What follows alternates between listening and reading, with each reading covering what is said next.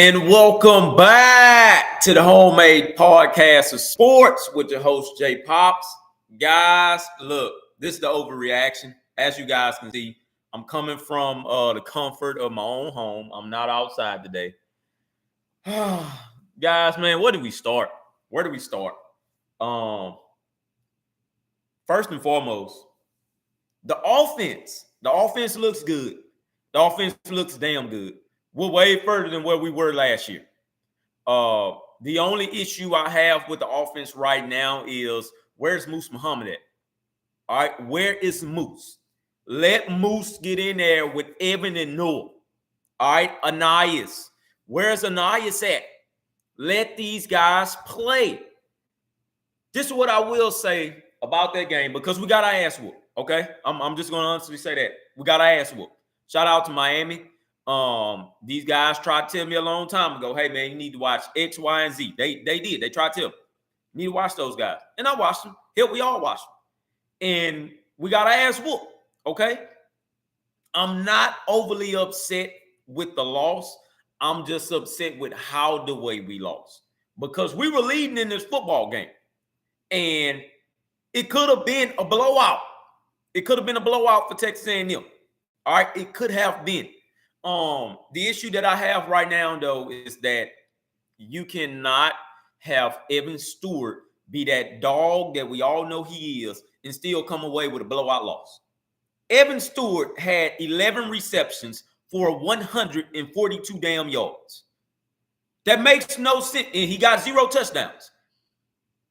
I got a problem with Evan, though. Evan, you my boy, man. You got to wake it up, Evan. Evan, you got to get in the end zone, bro. If you see green grass in front of you, you have to run up. You got to run up the field.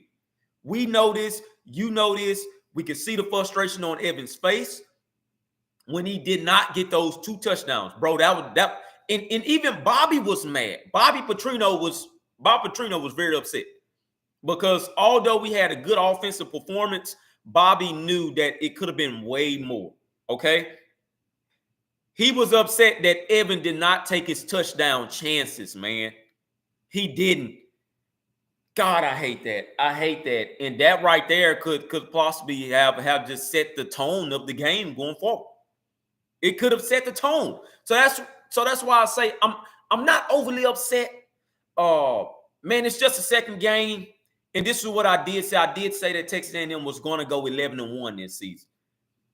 That could very well be the one loss. The one loss that I said that they were going to lose to was LSU.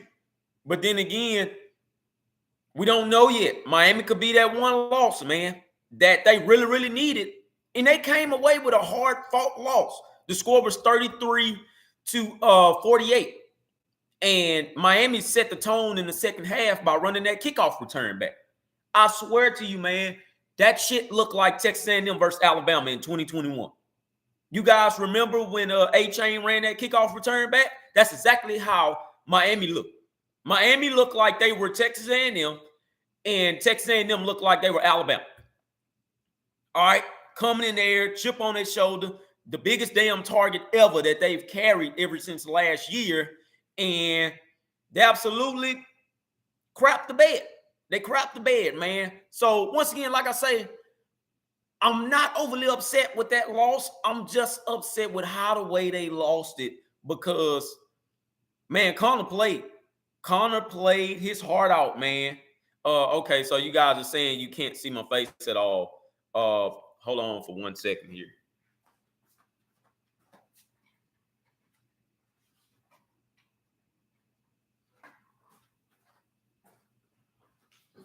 All right. Now that should be a little better. It should be. Also, let me turn on the light. The light is on right here. Hold on once again.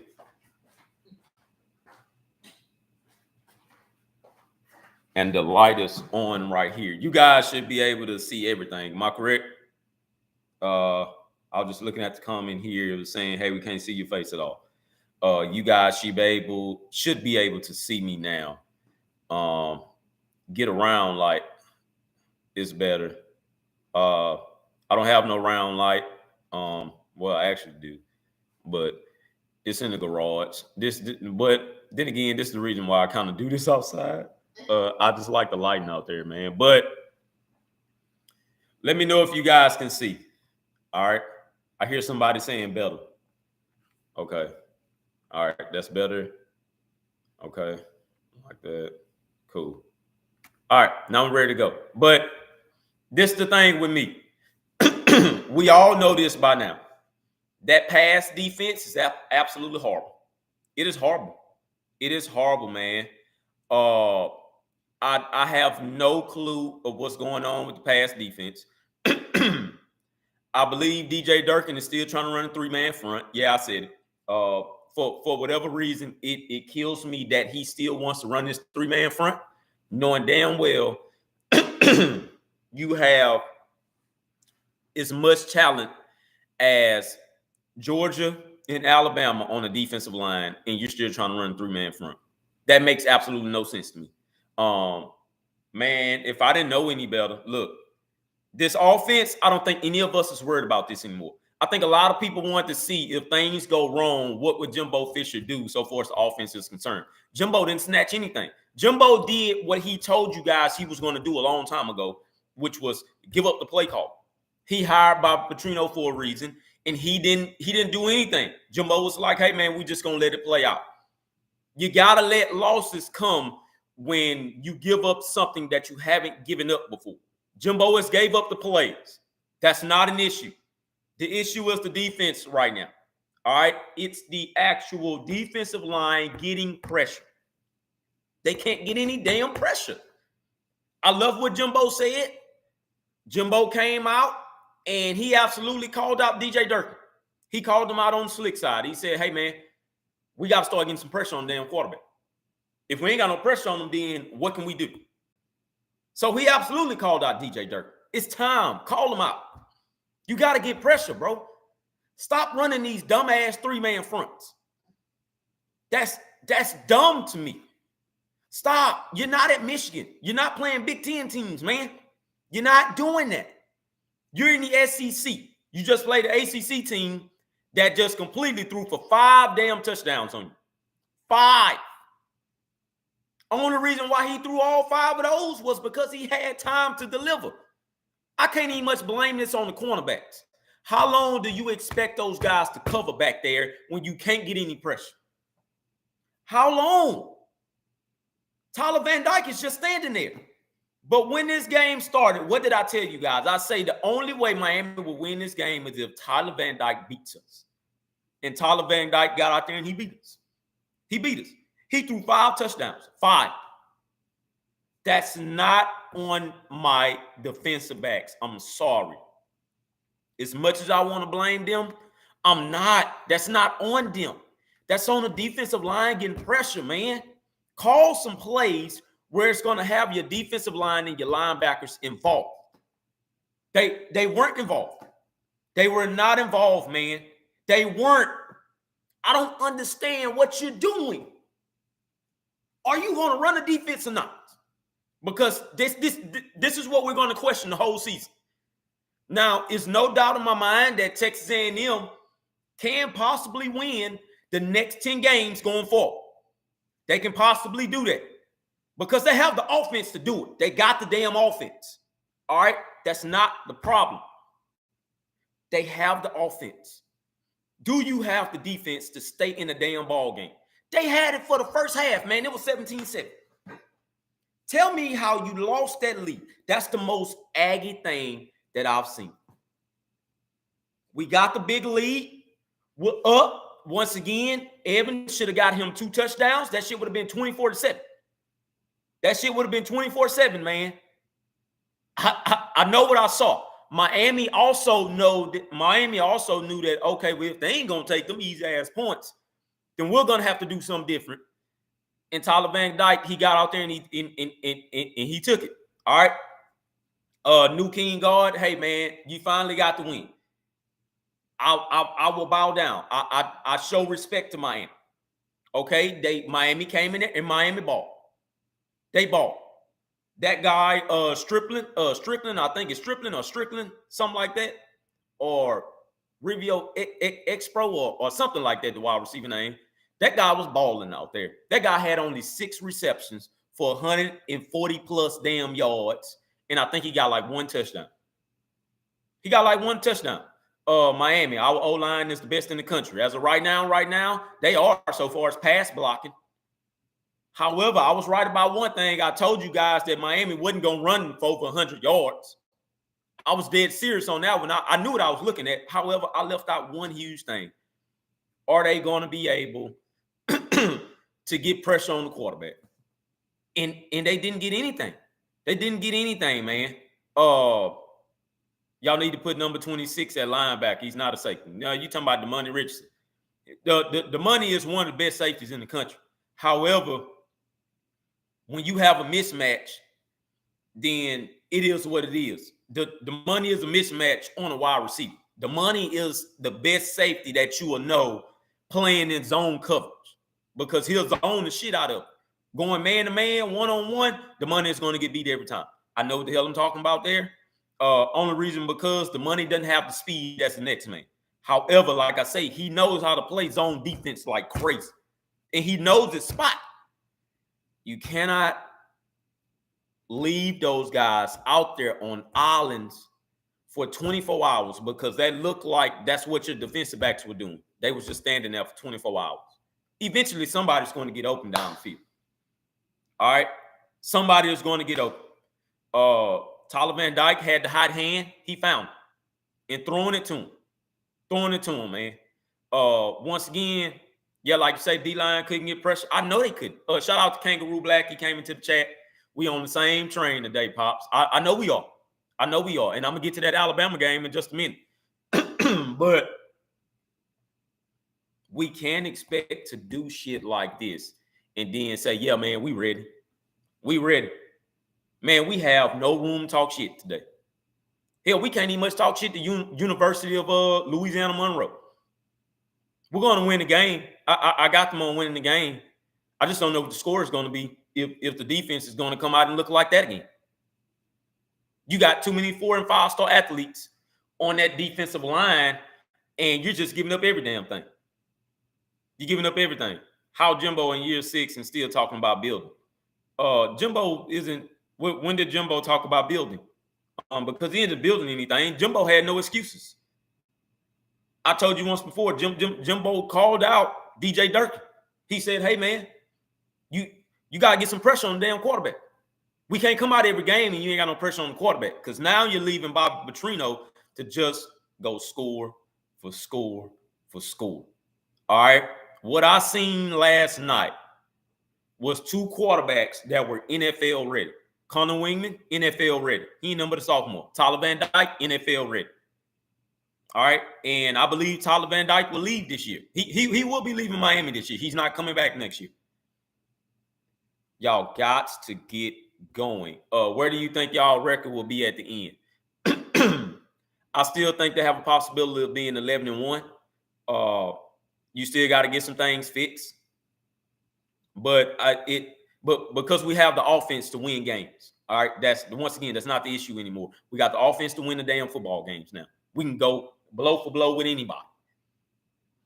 However, if you do not get that defensive line situated to where those guys can start showing you why they were that talented, then man, we won't go 11-1. Jay, I'm sorry, we're not getting close to 11-1.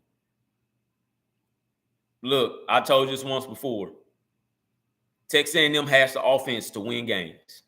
They can absolutely go out there and annihilate their opponents. The thing about Texas A&M this year is that they're going to get up on their opponents fast, okay? And once again, it showed you that in the first half. The first half, Texas A&M came out on the road. Like I say, they went into halftime, but they went into halftime, and all of a sudden, you were looking at a lead that was giving up. It was 17-7. It bounced around to 21-17. But then after the half, it came out, kickoff return. Kickoff return absolutely set the tone. It was 28-17 then, Miami. So it's like, I don't know, man. Once again, Connor Wegman is not scared of the competition. Connor is not scared, and this was the quarterback that we wanted for a very long time. He's not scared. He's not scared. Evan Stewart, he's not scared. All right. Noah Thomas, he's not scared. He got hurt though. He's not scared. I see somebody saying as long as excuse me, guys. I see somebody saying as long as Durkin is running things his way, I'm guessing he's going to cost us some games again. 8-4, maybe even 7-5. You could absolutely be right about that. You could possibly be right. All right, you could possibly be right. Somebody coming in the chat and you sound like my boy Eric I was talking to this morning. He said, man, glad we got this out the way before the conference game start. I am too. You got that one loss. And once again, man, you got your ass beaten that one loss. I think you will learn from it. I like how the way the team responded after this loss. But once again, I like how the way the team responded. And DeMonte Richardson came out and said, hey, we still got a long season up ahead of us. This is not it, man. We're not done yet. It's some things we got to work on. Anaya Smith was completely mentally out of this game. And he was upset. I saw him on the sideline, man. He was very upset. He could not believe that. Shamar Stewart, all credit to him. Shamar is fast, man. But you got to start getting some pass rush in there. You gotta let Shamar eat. You gotta let Walter Nolan eat. You gotta let McKinley Jackson and Isaiah Rakes eat. Hell, man, you gotta let Gabriel Brown, Lil Dindy eat. All right. So what kills me is that this is a coaching staff full of former head coaches. All right, offensive line coach, former head coach. And the offensive line didn't give up no sacks in this game. It was no sacks given up by the offensive line in this game. That blows my mind. That blows my mind. We gave up no sacks. Somehow we still lost this football game. Everything that we wanted to get fixed offensively has gotten fixed. We still lost, man. It's just, oh man, that's crazy. They say Canes gave up a blueprint of how to attack our offense. Although Canes was attacking the offense, once again, Evan Stewart still had 11 receptions for over 140 plus yards. It's no reason for you to lose that. You know? So, man, that's crazy, man. We may not have gotten any sacks, but Connor was under the third most pressure of all quarterbacks this past weekend. And that's true. That's true. But Connor delivered. Once again, Connor was not scared. Connor threw the ball 53 damn times. If you would have told me Connor threw the ball 53 times and got 0 sacks, I wouldn't have believed you. So, once again, man, it's a whole lot of things you got to get fixed here. And then we'll go from there, all right? I'm going to talk a little bit about the Texas game for about a minute and a half here, and I'm going to get offline because I got NFL to watch, all right? My Texans on. Man, I hope they don't let me down. But somebody is saying until Jimbo and staff are fired, I'm done. Okay, so tell me this. When Jimbo gets fired, who the hell are you going to go out there and hire? Who are you going to go out and hire? Please tell me that. Who are you really wanting to be head coach for Texas A&M? I need an answer because I'm so tired of seeing this. Y'all have to tell me who the hell you're going to go out and get. Somebody talking about Mike Elko. Mike Elko ain't going to win no damn national championship. He is not. He's a fresh starting head coach. You got to let him have his success. All right? Jimbo has been there for years. Deion Sanders. Oh, my God. Guys, y'all got to stop it. Wasn't nobody on the Deion Sanders train until Deion started making people believers about what he's doing at Colorado, man. Y'all got to stop this shit. I'm waiting for you to talk about the Texas hook 'em. I know you are. But, man, y'all got to stop this. Deion Sanders. Man, stop it, guys. Stop it. I hate when y'all do this. Like, Man, it's gonna take some years, man. I think you guys are looking for a Kirby Smart to come in there. Kirby Smart went back to his alma mater, and Kirby Smart was already established in the game, man. He was already established. All right, so you guys got to stop doing this. You got to stop doing it. Once again, Jimbo has fixed what he told you he was going to fix. He said he was going to fix offense, and he fixed it. He just got to get the defense right. He got to get the damn defense right. Mario over Jimbo, no. Mario is just now getting up there. We will see how the season goes with Mario Cristobal. He got his dominant win, and that was a win that Miami needed. Okay? That was a win that Miami needed. Did Texas A&M need it? No, not really. But it was a win that Miami needed for sure, and they got it. All right, but all right, guys, let's keep on going here. So, let's talk about it. Let's talk about it. Because the SEC is looking ass right now. They are 1-5. If I'm looking at that stat correctly, they're 1-5 against Power 5 competition. I'm talking about SEC now. They're ass. They are ass right now, man. We all suck. All right. Georgia, it was a dominant victory, but they don't look good like that. But anywho, we're talking about Texas and Alabama. Quinn Ewers is that guy. I told y'all he was that guy even before the damn season started. All right. Man, a lot of us Aggies know this because he's from the state of Texas, man. We know these damn quarterbacks already. We knew Quinn was good. It's just all about how good can you be.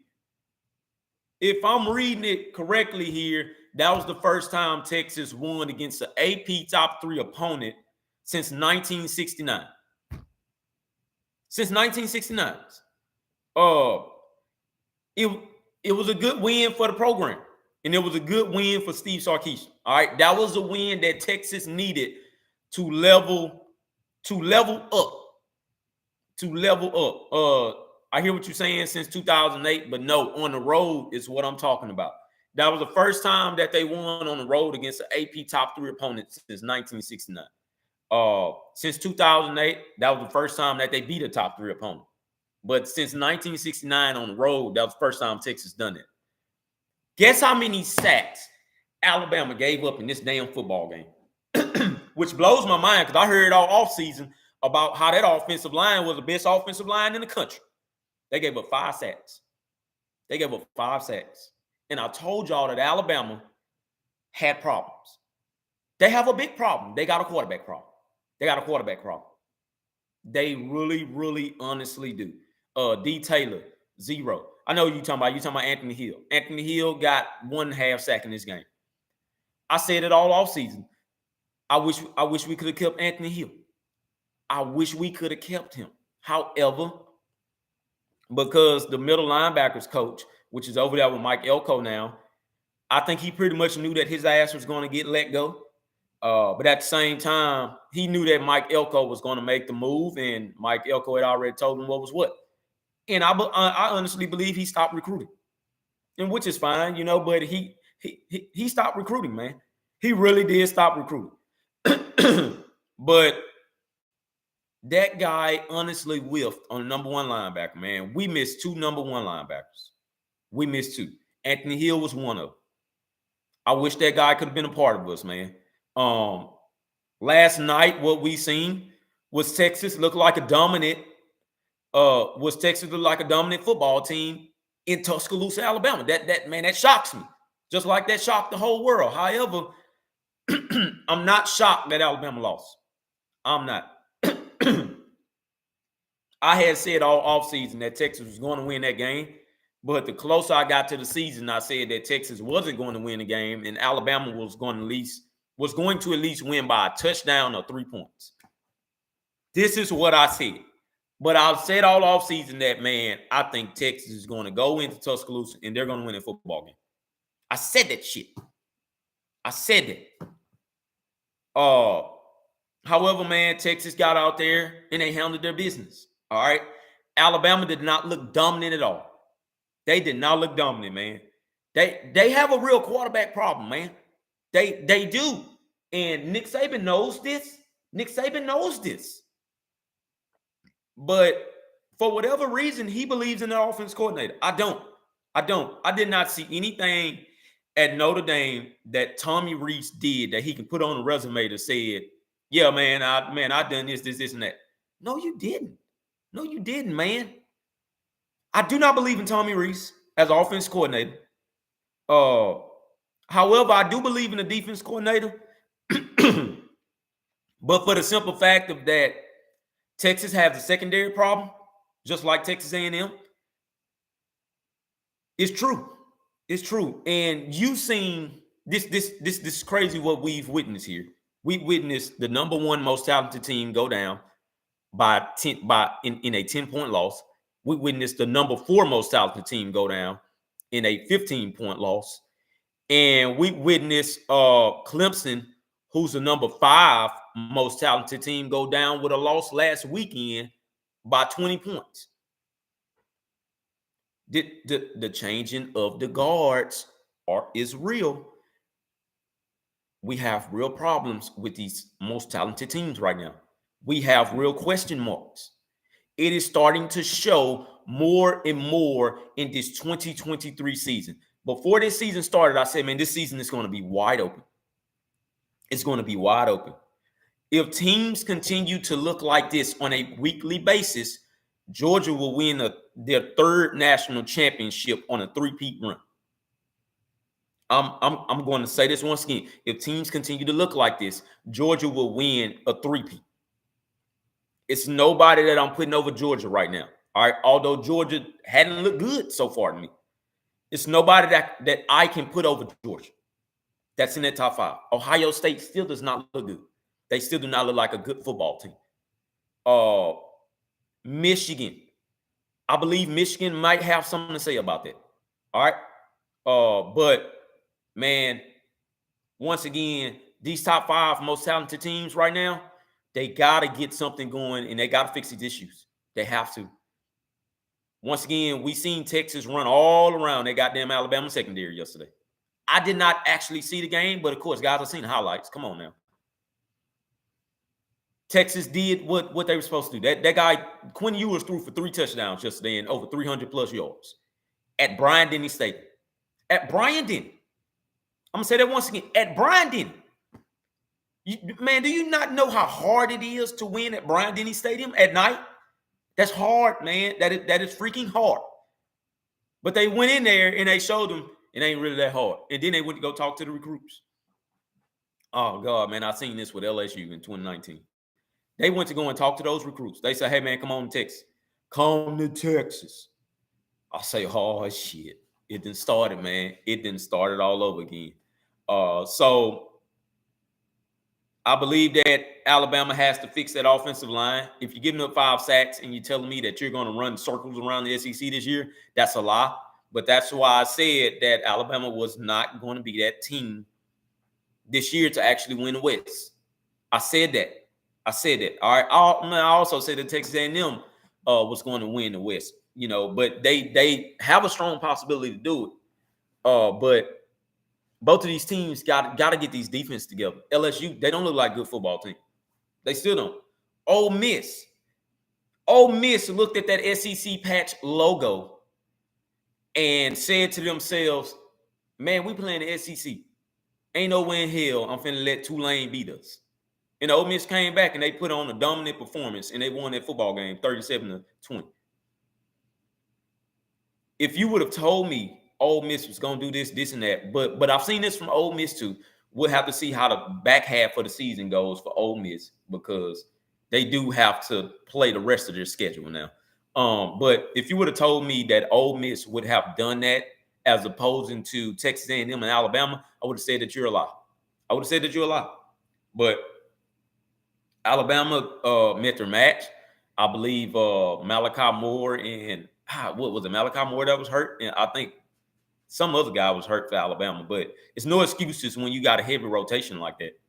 You just do. You got a heavy rotation. You got one of the best rotations in the country at every skill position.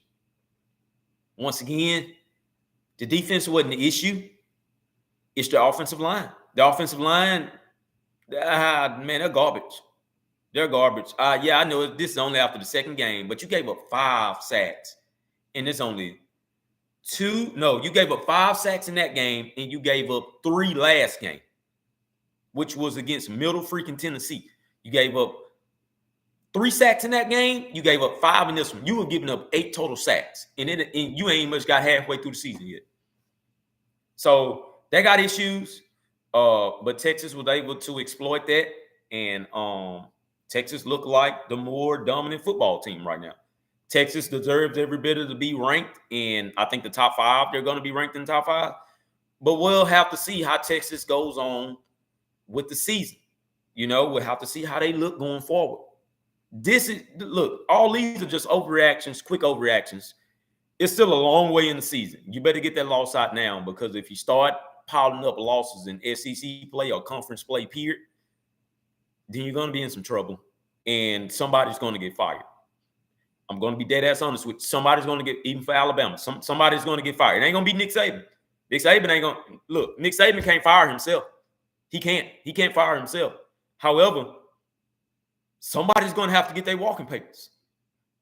Jimbo Fisher as well. Jimbo can't fire himself. He can fire some people around him. Somebody's going to have to get their walking papers. If it ends, bad as the season goes along type deal. But we'll see. I believe all 3 programs are going to look at themselves in the mirror. Not Texas. I believe Texas is going to ride that momentum wave. But Alabama and Texas and them both, they have to look at themselves in the mirror, and they have to find their identities. They have to find that identity. Offensively, Texas A&M is good. They can play with anybody. Defensively, you got to find that identity for the defensive line. We're just fans.